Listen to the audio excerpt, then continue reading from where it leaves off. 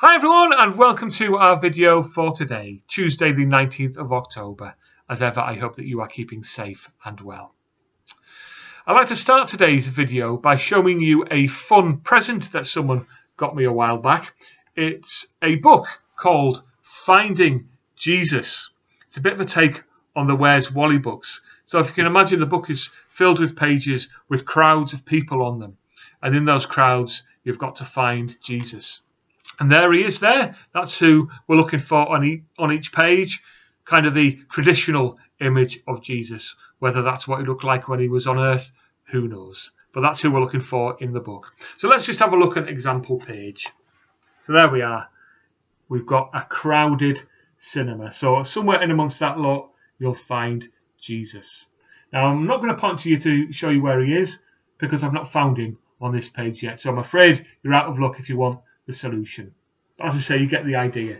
He's in amongst that lot somewhere. And it's not very COVID safe, is it, this picture? But let me assure you, this book was given to me a few years ago, long before COVID.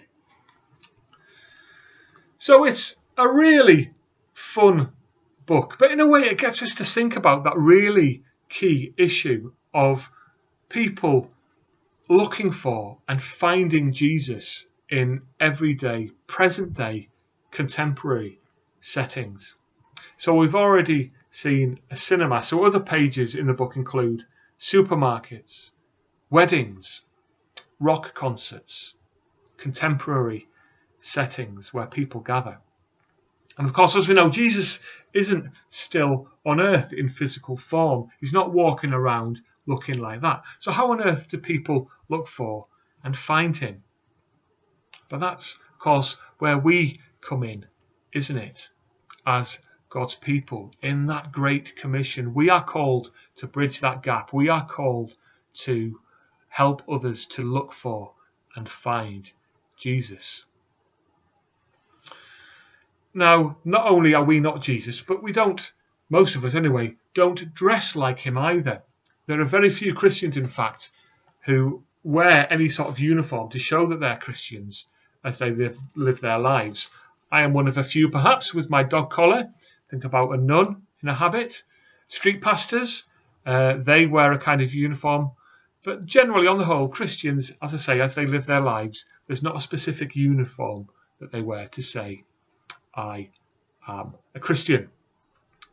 So again, thinking on that, how can we bring others to Jesus?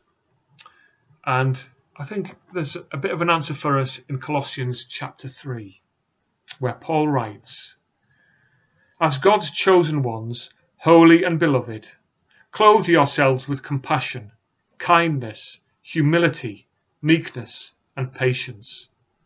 Bear with one another, and if anyone has a complaint against another, forgive each other, just as the Lord has forgiven you, so you also must forgive. Above all, clothe yourselves with love, which binds everything together in perfect harmony." So it's not about the clothes we wear, it's about the way we live our lives, that unique way with all those wonderful things: kindness, humility, meekness, and of course love, that wonderful thing that is love, that we are called to share, the love of God. I have a friend who lives in Barrow who went to the same supermarket every week. In fact, they went through the same checkout and encountered the same checkout operator. And over the time, they were able to build up a relationship with this person.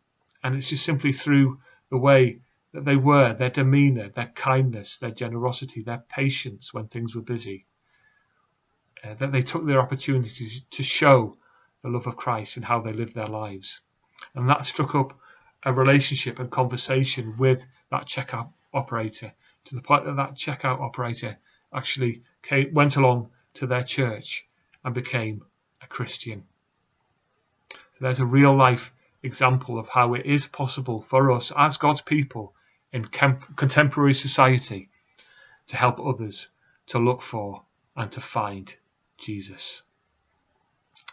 So there we are. I hope that video was helpful for you and a bit of fun as well. All right, I'll speak to you soon. Take care. Bye.